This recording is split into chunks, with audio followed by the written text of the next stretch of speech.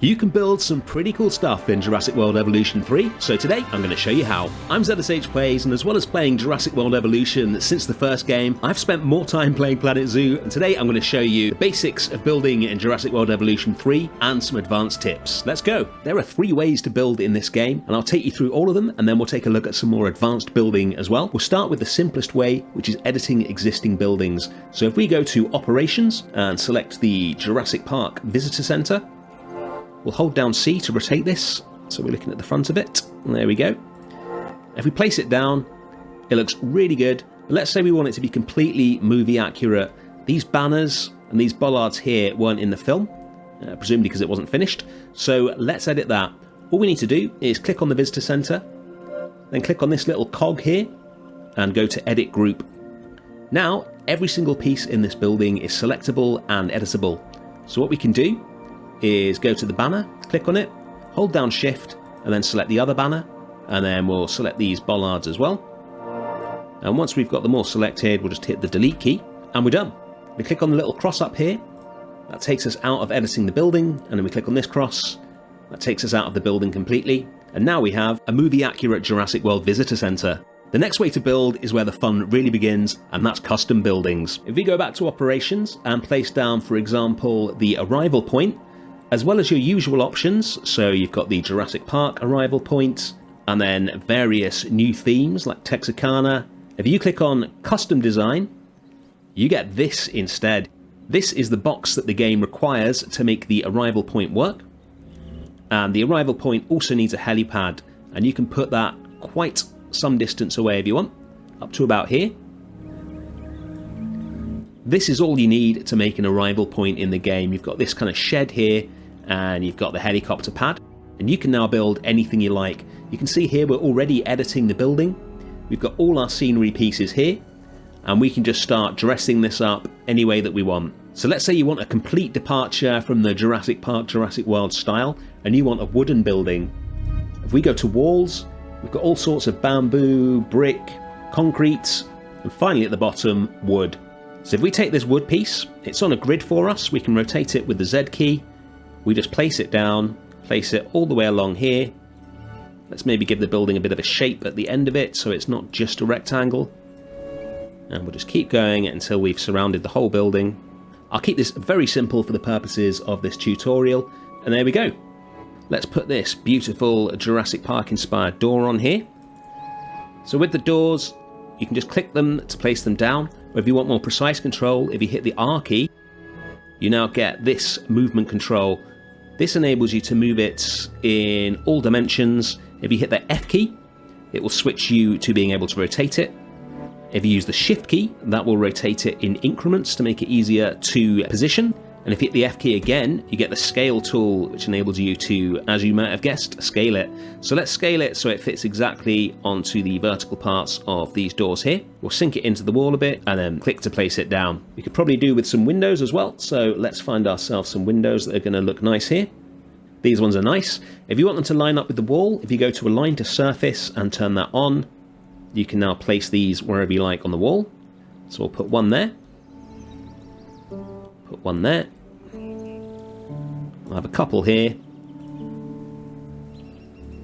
If you use the advanced move tool that I showed you a few seconds ago, obviously you can get these lined up perfectly rather than just plopping them on like I'm doing here. And then we'll move on to the roof. So we go to the roofs tab. We've got lots of choices here. Canvas, copper, corrugated, glass, metal, thatch, and a couple of different tile styles. I think I'm going to go with corrugated for this. You can use the Shift key to move the pieces up and down like this. And the Z key, like I said, to rotate them. So we just build a really simple roof here, just so we can get an idea of how this works.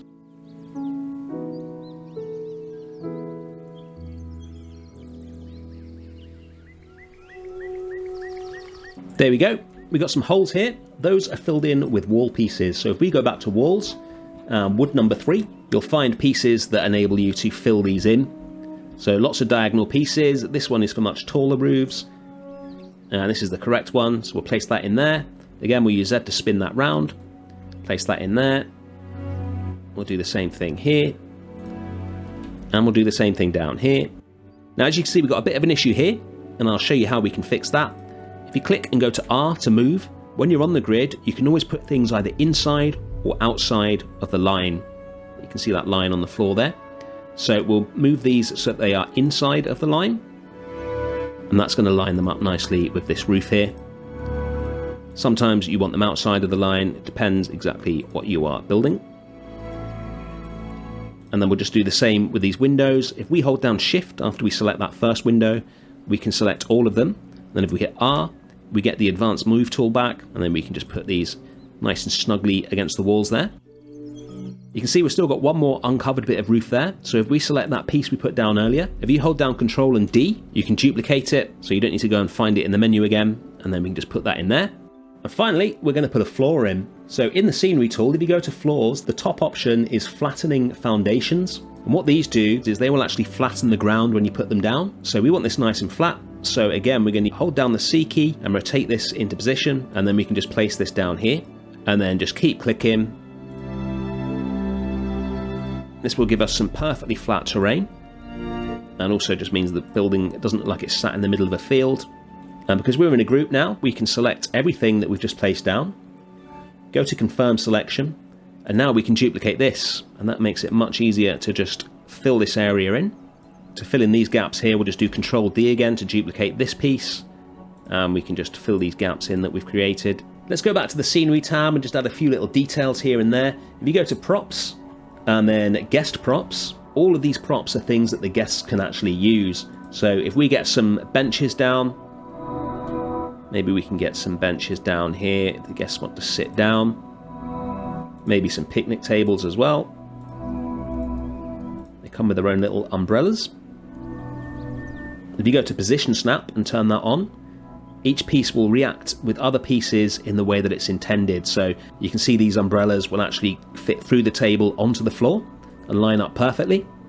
Maybe we'll get a little recycling bin in as well. And the last thing we'll add is a light. If we go to the light bulb here, then we've got some lights to choose from. And if we go to wall lights, we should be able to find something just to place above this door. Let's use that one.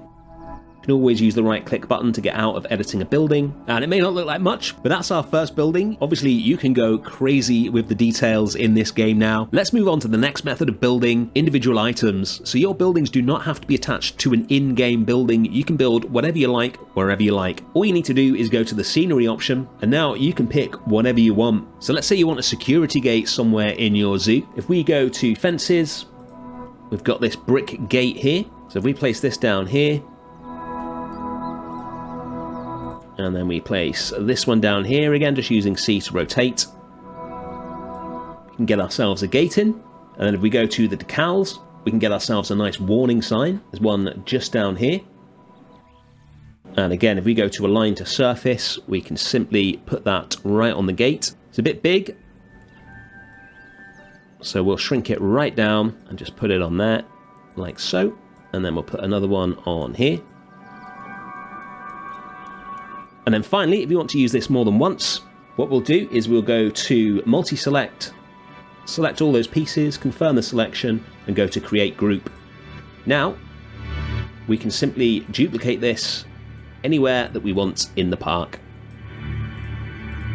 And if you want to save it for later, if we go to make blueprint, you can just put it in here, get a nice screenshot of it, and then we'll just type in security gate, enter a description. You can add tags in here. We've already got fences tagged there, so that's fine. If we go to create blueprint, I love this feature. Frontier haven't done it like this before, and it works really nicely. If we go back to scenery now and fences, if we scroll down to the bottom, there's our security gate right there in the menu, and we can literally just put this down anywhere in the park that we like. Right, let's head over to Japan and do some advanced building. What we're going to do here is a technique that enables us to build circular structures. So if we place down an aviary, what we're going to do is build a beautiful fence around this aviary. All we need to do is build one slice of the wall that we want to build, and then we can rotate that into position and fill this entire aviary. So if we go to the scenery menu and then floors, let's find ourselves a nice foundation. So if we go down here, we'll use C to rotate this into place, and we'll find somewhere where we can exactly match the angle that we have here to the aviary. So I think here looks good. Let's put that down. And then we're going to get a fence. Okay, this one's good. This is nice and Jurassic Parky. So we'll place this down right on the edge here. There we go. Let's go to decals and we'll find ourselves a warning and we'll just place that on there in the group as well. And now we have a little fence. What we do now is if we select all of it just by clicking and dragging, we confirm the selection. You can see here we've got all 3 of these pieces selected. We're now going to duplicate it and then we'll use the Z key to spin it in the opposite direction. And then we're going to go diagonally across the aviary to here. We'll make sure it's lined up perfectly with the piece that we just put down. And we will place it here. So it's in the exact same place on the opposite side. What we're going to do now is exit the group. And now we have this wall the same on both sides of the aviary. Now if we select this group and go to duplicate, we get this little tool here. And this is going to allow us, if we hit the F key, to cycle between movement and rotate. And now we can spin this round like this. So if we get in here, we can start connecting these fence pieces together like so. And we'll do it again. And you can see where we're going with this. This will now form a circle around the whole thing. And we're just going to keep doing this until we've got all the way around the aviary. It'll take a while because this is a big structure. And there we go. Now we've got a fence all the way around this aviary. Next, to make sure this doesn't cause any issues in your park, we're going to go to multi-select, select everything that we've just built, confirm the selection, and turn collision off. That means it won't interfere with guests or dinosaurs.